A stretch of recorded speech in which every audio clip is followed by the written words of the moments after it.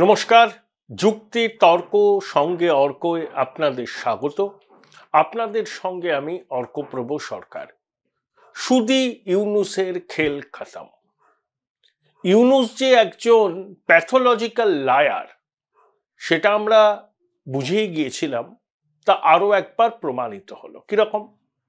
ভারত সরকার সংসদে পরিসংখ্যান দিয়ে জানিয়েছে শুধুমাত্র 2024 সালের 8ই ডিসেম্বর পর্যন্ত, তার মধ্যে 5ই অগাস্ট থেকে 8ই ডিসেম্বর এই সময়টাকে লক্ষ্য রাখতে হবে, 2200 হামলা হয়েছে ধর্মীয় সংখ্যালঘুদের উপর, বিশেষ করে সনাতনীদের উপর।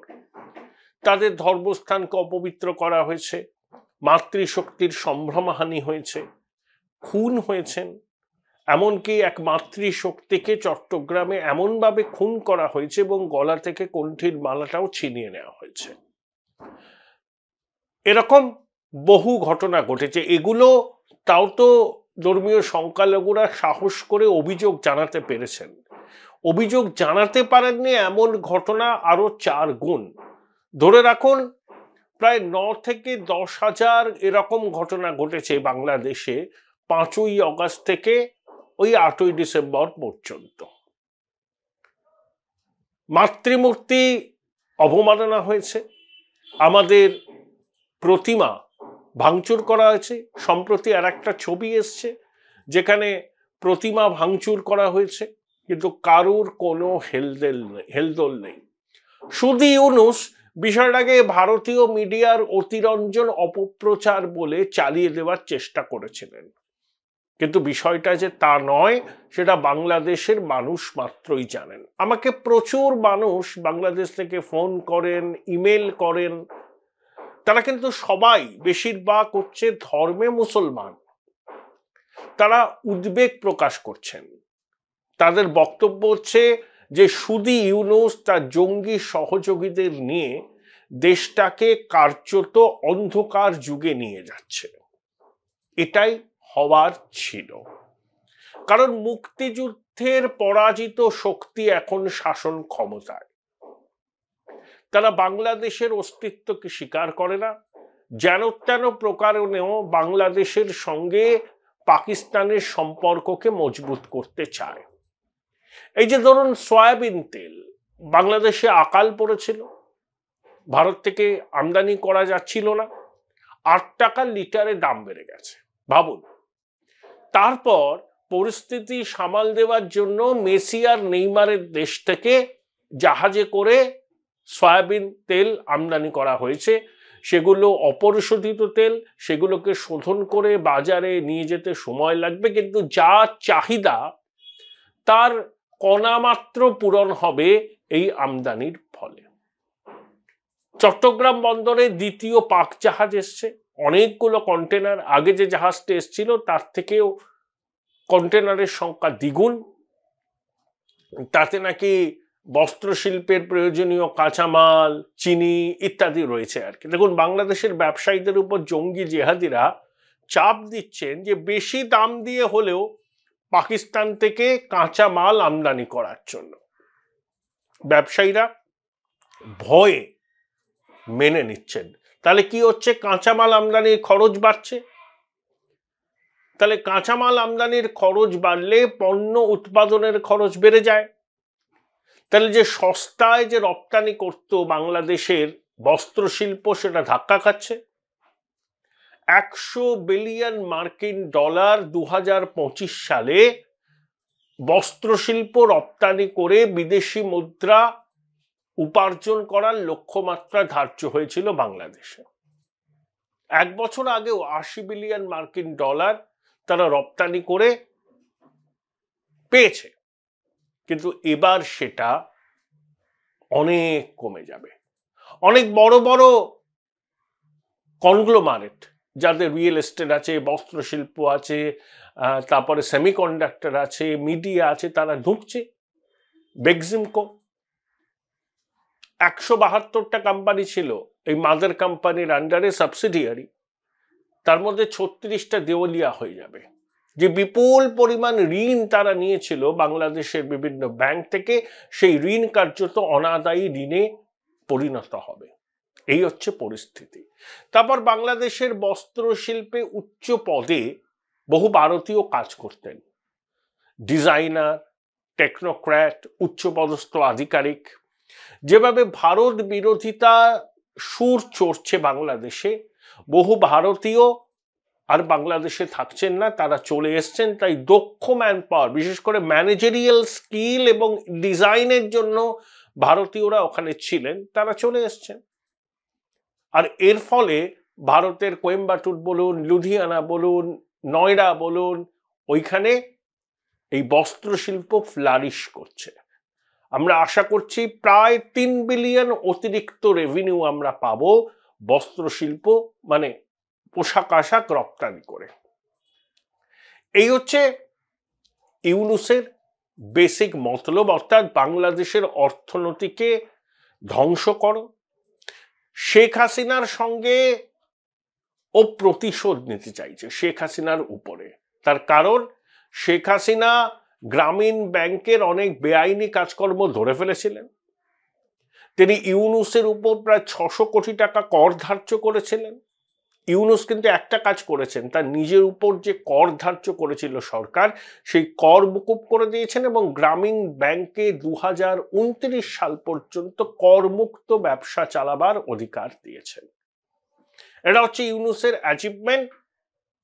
ব্যক্তি স্বার্থ, পরিবারের স্বার্থ সব সুরক্ষিত রাখলেন, আর বাংলাদেশের সাধারণ মানুষ 90 টাকা কেজি দরে নতুন আলু কিনছেন।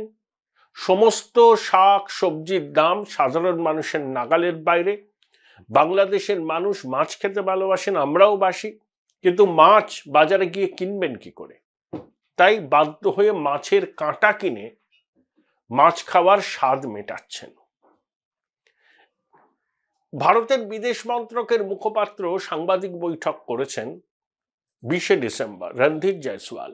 সেখানে তিনি দর্থহীন ভাষায় জানিয়েছেন যে ইউনূসের উপদেষ্টা, নিষিদ্ধ হিজবুত তাহরিরের সদস্য, অভ্যুত্থানের মাস্টার মাইন্ড মাহফুজ তার ভেরিফাইড ফেসবুক অ্যাকাউন্টে একটা ম্যাপ প্রকাশ করেছিলেন। তাতে পশ্চিমবঙ্গের অনেক জেলা এবং সমস্ত উত্তর পূর্ব ভারতকে নিয়ে একটা নতুন বাংলাদেশের কথা তিনি বলেছিলেন। তার বক্তব্য ছিল পুরনো বন্দোবস্ত আর চলবে না, নতুন বন্দোবস্ত কায়েম করতে হবে এবং একটা নতুন বাংলা করতে হবে, কারণ যে বাংলাদেশ এখন আছে সেটা পোকায় কাটা বাংলাদেশ।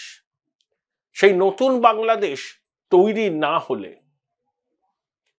বাংলাদেশের মুক্তি ত্বরান্বিত হবে না। এবং একই সঙ্গে 75 সালে মুজিব হত্যাকে সমর্থন করেছে এই জঙ্গি, কিন্তু ইউনূস কোনো ব্যবস্থা নিয়েছে তার জঙ্গি সহযোগীর বিরুদ্ধে, মাস্টার মাইন্ডের বিরুদ্ধে? নেয়নি, নিতে পারবে না। তার কারণ কি? ওই জঙ্গি জিহাদিদের সমর্থনে হতবীর্য ইউনূস এখন ক্ষমতায় আছে। তার লক্ষ্য হচ্ছে রাষ্ট্রপতি হওয়া। এই পদে উন্নীত হওয়ার জন্য বাংলাদেশের স্বার্থ যদি বিসর্জন দিতে হয়, বাংলাদেশকে যদি আবার প্রস্তর যুগে ফিরিয়ে আনতে হয়, তিনি সেটাই করবেন, শুধুমাত্র ব্যক্তিগত আকাঙ্ক্ষাকে চরিতার্থ করার জন্য। বাংলাদেশের মানুষ যদি চান, এটাই হবে, আমাদের কিছু বলার নেই। আর বাংলাদেশের মানুষ যদি মনে করেন যে শুধু ইউনূসকে পশ্চাৎ দেশে লাথি মেরে তারা তাড়াবেন, তারাও সেটা করতে পারে। সিদ্ধান্ত বাংলাদেশের মানুষকে নিতে হবে। তারা নিজেরা তাদের নিজেদের অভিজ্ঞতা থেকে বুঝছেন যে ইউনূস একজন ভণ্ড, প্রতারক, সুদখোর, বাংলাদেশের স্বার্থ বিরোধী একজন মানুষ। তিনি সবসময় নিজের ব্যক্তিগত স্বার্থকে অগ্রাধিকার দেন। তার কাছে বাংলাদেশের যুব সমাজের স্বার্থ, দেশের স্বার্থ কোনোটাই প্রায়োরিটি পায় না। এতদিনে আশা করি বাংলাদেশের মানুষ শুধু ইউনূসের কাজকর্ম সম্পর্কে সম্যক ধারণা করতে পেরেছেন। এই বৃদ্ধ তার ব্যক্তিগত রাগ মেটাচ্ছেন বাংলাদেশের 17 কোটি জনগণকে কার্যত অন্ধকারে ঠেলে দিয়ে। এই যে পশ্চিমবঙ্গ থেকে জঙ্গি জেহাদিদের ধরা হয়েছে, প্রথমে ধুবড়িতে, সেখান থেকে সন্ধান পেয়ে মুর্শিদাবাদে হরিহরপাড়া, একজন কেরল থেকে। এটা সব স্লিপার সেল, এরা রিক্রুটমেন্ট ড্রাইভে ছিল, এদের কাছে সব জেহাদি পত্র পত্রিকা, অনেকগুলো ফোন, ল্যাপটপ পাওয়া গেছে। এরা আনসার আল্লাহ বাংলা টিমের সদস্য।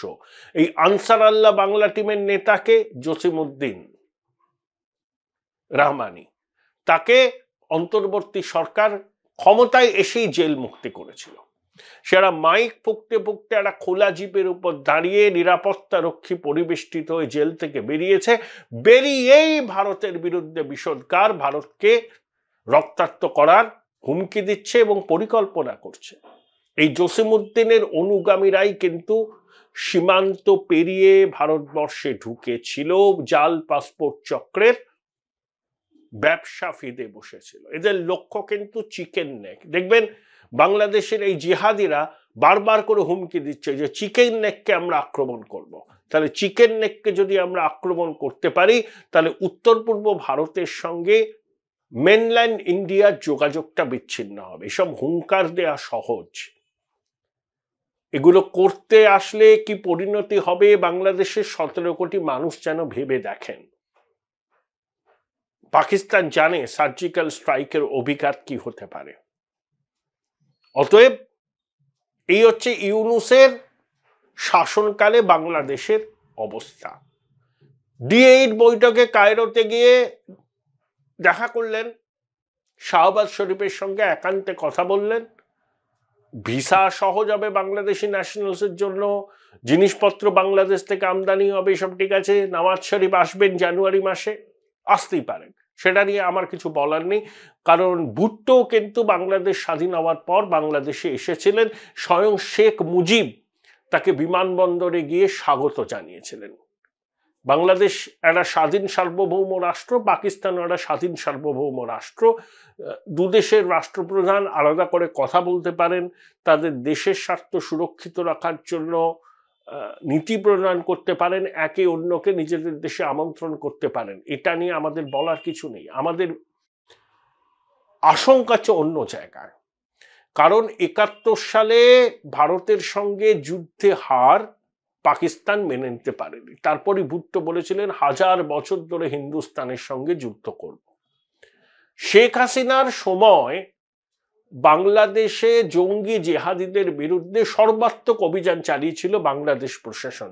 বিশেষ করে হোলি আর্টিজান কাফের ওই মারাত্মক ঘটনার পর জঙ্গি জেহাদিদের ধরপাকড়, তাদের পরিকাঠামো ভেঙে দেওয়া, সবকিছুই করেছিলেন শেখ হাসিনার সরকার। এবং পাকিস্তানের সঙ্গে ওই নামমাত্র কূটনৈতিক সম্পর্ক ছিল, সরাসরি কোনো বিমান চলাচল ছিল না, আর পণ্যবাহী জাহাজ আসার তো কোনো প্রশ্নই ওঠে না। এখন মুক্তিযুদ্ধের পরাজিত শক্তি যেহেতু ইউনূসের পিছনে ঢাল হিসাবে দাঁড়িয়েছে, ইউনূস তাদের মনোরঞ্জন করার জন্য পাকিস্তানের সঙ্গে মাখামাখি করছেন। এখন পাকিস্তান থেকে আপনি আপনার বস্ত্রশিল্পের কাঁচামাল আনলে তার খরচ কয়েক গুণ বাড়বে। 27% রপ্তানি বৃদ্ধি পেয়েছে ভারত এই বাংলাদেশ পাকিস্তানের মধ্যে, কিন্তু তাও সেটা 115-16 মিলিয়ন ডলার। ভারতের সঙ্গে এখনো 2000 মিলিয়ন ডলারের বেশি দ্বিপাক্ষিক বাণিজ্য। তো বাংলাদেশের ব্যবসায়ীরা বাধ্য হয়ে মেনে নিচ্ছেন, চাপ দিচ্ছে জঙ্গি জেহাদিরা, তোমরা লস করো তাও ভালো, কিন্তু পাকিস্তান অর্থনৈতিকভাবে ঢুকছে, তাকে বর্ডার দিলে পাকিস্তানে কিছু সাশ্রয় হয়। Join Indian Institute of Hotel Management now. Right choice, right decision. This is the reason. এই যে সার্ক নাকি ইউনূস পুনর্গঠন করবে। আরে ভারতকে বাদ দিয়ে সার্ক হয়? 2016 সালে উড়ি সেনাঘাঁটিতে হামলার পর ভারত সার্ক কার্যত অ্যাবান্ডন করে দিয়েছে। এখন সার্কের সদর দপ্তর হচ্ছে কাঠমান্ডুতে। 1985 সালে সার্ক গঠিত হয়, রাজীব গান্ধী প্রধানমন্ত্রী, এরশাদ প্রেসিডেন্ট। কিন্তু ভারত যদি সার্কের পুনর্গঠনের ব্যাপারে উৎসাহী না হয়, ওই সার্কের কোনো ভবিষ্যৎ নেই, যতই ইউনূস আর শাহবাজ শরীফ লাফালাফি করুন না কেন। একটা হচ্ছে terrorism and extremism and organized ক্রাইমের ধাত্রীভূমি পাকিস্তান, আর তার দোসর বাংলাদেশ, বর্তমান দোসর, তারাও কিন্তু ওই এক্সট্রিমিজম, টেরোরিজম অ্যান্ড অর্গানাইজ ক্রাইমের ধাত্রীভূমি হতে চলেছে। তাই ইউনূস যতই সার্কের পুনর্গঠন চাক না কেন, যতক্ষণ না পাকিস্তান তাদের ঘোষিত অবস্থান যে দিনে ভারতের সঙ্গে বাণিজ্য করব, রাতে অন্ধকারে সন্ত্রাসবাদীদের ভারতে ঢুকিয়ে দেব, এই পলিসি থেকে সরে না আসছে, ততক্ষণ পর্যন্ত কোনো সার্ক পুনর্গঠন হবে না। ইউনূসের এই আশা পূরণ হবে না। ভারতীয় উপমহাদেশে আমরা শেষ কথা বলবো, এতে কারোর আপত্তি থাকতে পারে, এটাই হচ্ছে বাস্তব। ভারতের যা অর্থনৈতিক শক্তি, ভারতের যা সামরিক শক্তি, ভারতের যা ডেমোগ্রাফিক ডিভিডেন্ড, ভারতের যা দক্ষ ওয়ার্কফোর্স, তাতে পাকিস্তান, বাংলাদেশ এরা ধর্তব্যের মধ্যেই আসে না। দেখুন, শ্রীলঙ্কার প্রেসিডেন্ট প্রথমে কিন্তু ভারতকেই বেছে নিলেন। ভারত শ্রীলঙ্কাকে বুঝিয়েছে, তোমরা চীনের বেল্ট অ্যান্ড রোড ইনিশিয়েটিভে আছো, খুব ভালো কথা, তোমাদের স্বাধীন সার্বভৌম দেশ, তোমরা সিদ্ধান্ত নিতে পারো, কিন্তু ঋণের ফাঁদে পড়লে দেউলিয়া হয়ে যাবে। দিশারা নায়েক এগ্রি করেছেন, ভারত বলেছে আমরা ইনভেস্ট করব, ঋণ নয়, এড দেব, গ্র্যান্টিন এড, আর যে ঋণ আছে সেটাকে ইকুইটিতে কনভার্ট করব।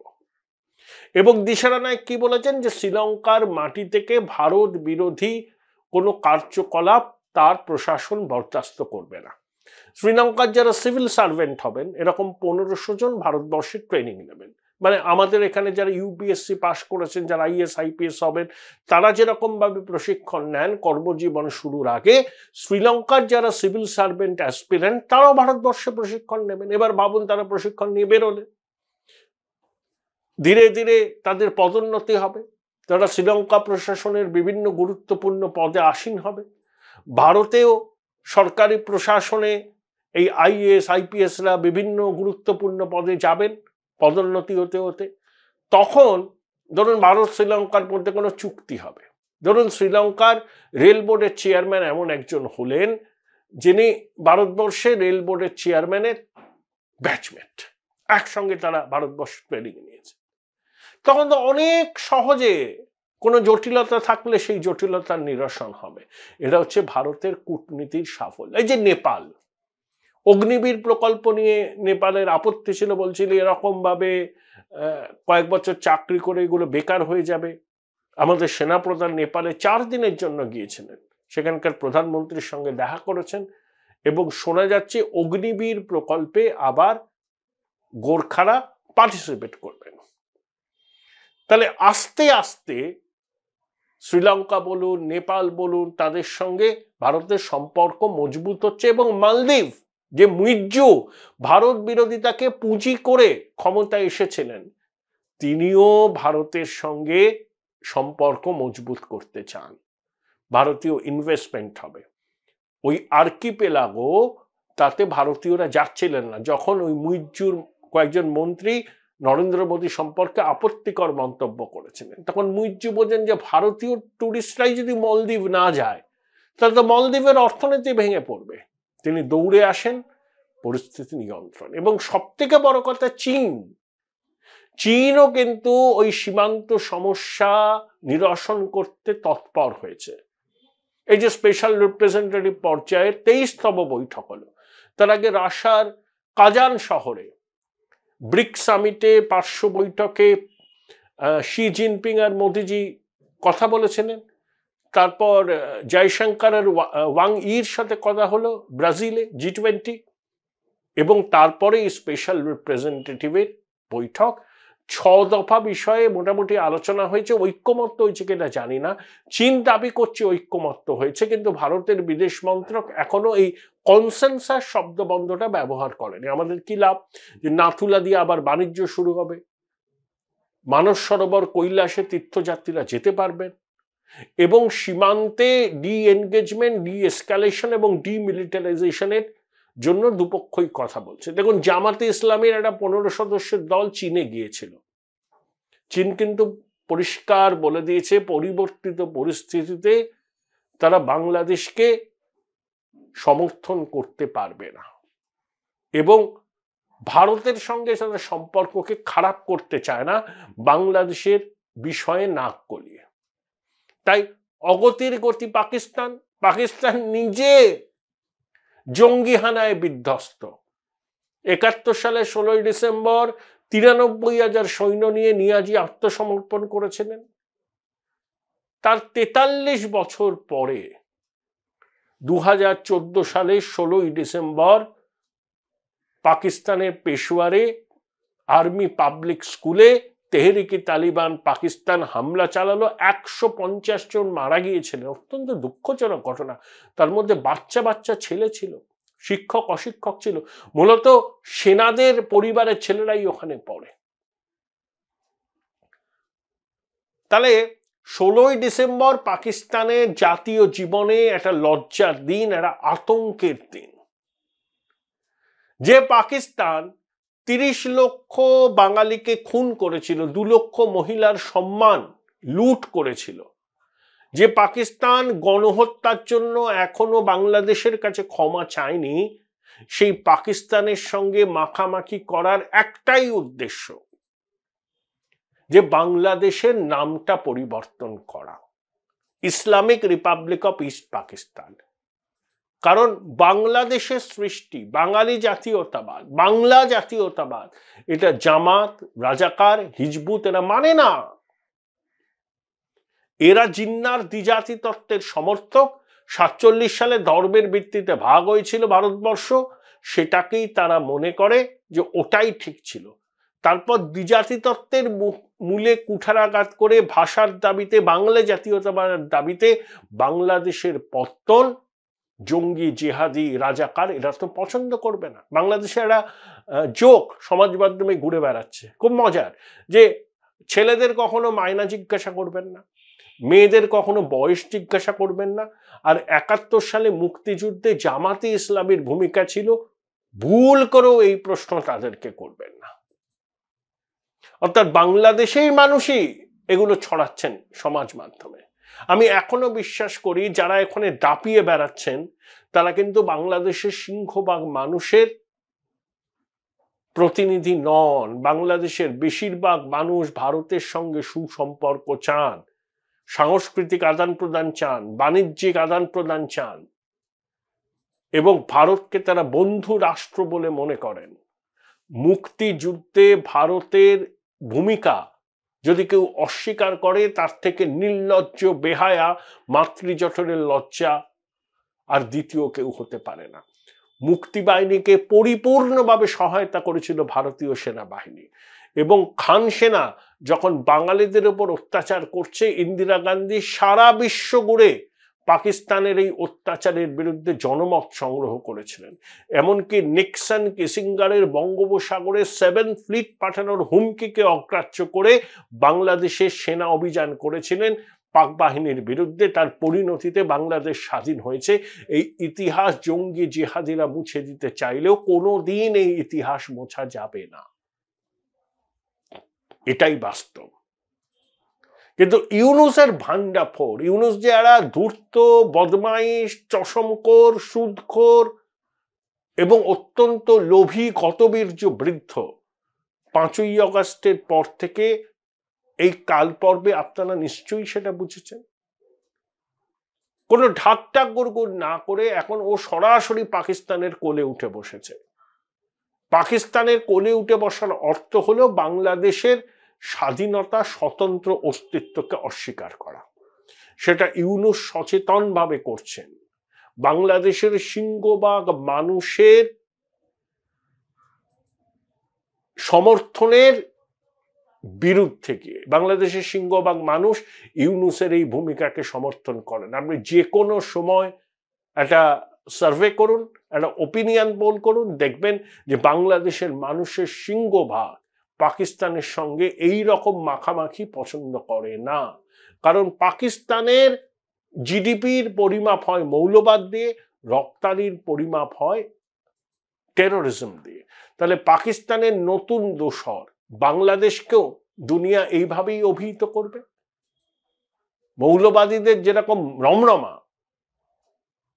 যেভাবে ধর্মীয় সংখ্যালঘুদের আক্রমণ হচ্ছে, যেভাবে মুক্তমনাদের আক্রমণ করা হচ্ছে, তাহলে মৌলবাদ তো দাপিয়ে বেড়াচ্ছে। আর টেরোরিজম তো এক্সপোর্ট করছে। এই তো আমাদের মুর্শিদাবাদ, আসাম, কেরল থেকে যে ধরা পড়লো আনসারুল্লাহ বাংলা টিমের জঙ্গিরা, জসিমউদ্দিন রহমানের সমর্থক, তাহলে তারা টেরোরিজম এক্সপোর্ট করছে বাংলাদেশের মাটি থেকে। তাহলে পাকিস্তানকে যেমন টেরোরিজম, এক্সট্রিমিজমের, অর্গানাইজ ক্রাইমের ধারক ও বাহক বলা হয়, বাংলাদেশকেও কিন্তু সেই একইভাবে দুনিয়া চিহ্নিত করবে এবং করতে শুরু করে দিয়েছে। পশ্চিমী সংবাদ মাধ্যম, পশ্চিমের বিভিন্ন দেশ ইউনূসের উপর খড়গহস্ত। তারেক জিয়া বলে একটা আর্মি অফিসার ছিল, যে মুক্তমনা ব্লগার অভিজিতের খুনের সঙ্গে যুক্ত। তার বিরুদ্ধে গ্রেপ্তারি পরোয়ানা জারি হয়েছিল, গ্রেপ্তার হয়েছিলেন, পালিয়ে গিয়েছিলেন, এখনো তাকে ধরা যায়নি। তাকে দেখলাম সমাজ মাধ্যমে লাইভে বক্তব্য রাখছেন। এই হচ্ছে বাংলাদেশের মৌলবাদী শক্তির চরিত্র। অতএব আমাদের সাবধানে থাকতে হবে। আপনার পাশের ঘরে জঙ্গি জিহাদিরা আছেন কিনা আপনি তো জানেন না। অধীর চৌধুরী সংবাদ বলেছেন যে মুর্শিদাবাদ, বাংলা, এই মালদা, দিনাজপুরকে এক্সটেন্ডেড বাংলাদেশের দাবি উঠতে পারে, এবং মৌলবাদের যে মাথাচাড়া দিচ্ছে বাংলাদেশের মাটিতে, সেই মৌলবাদকে তারা এক্সপোর্ট করে ভারতে বিশৃঙ্খলা, সাম্প্রদায়িক অশান্তি সৃষ্টির পরিকল্পনা নিতে পারে বাংলাদেশের জঙ্গি জিহাদিরা। তাই এখন সংকীর্ণ রাজনীতির ঊর্ধ্বে উঠে আমাদের বেঁধে বেঁধে থাকতে হবে জাতীয় সুরক্ষা, নিরাপত্তা এবং 140 কোটি ভারতবাসীর নিরাপত্তার স্বার্থে। নান্য পন্থা এছাড়া আর অন্য কোনো রাস্তা আমাদের সামনে নেই।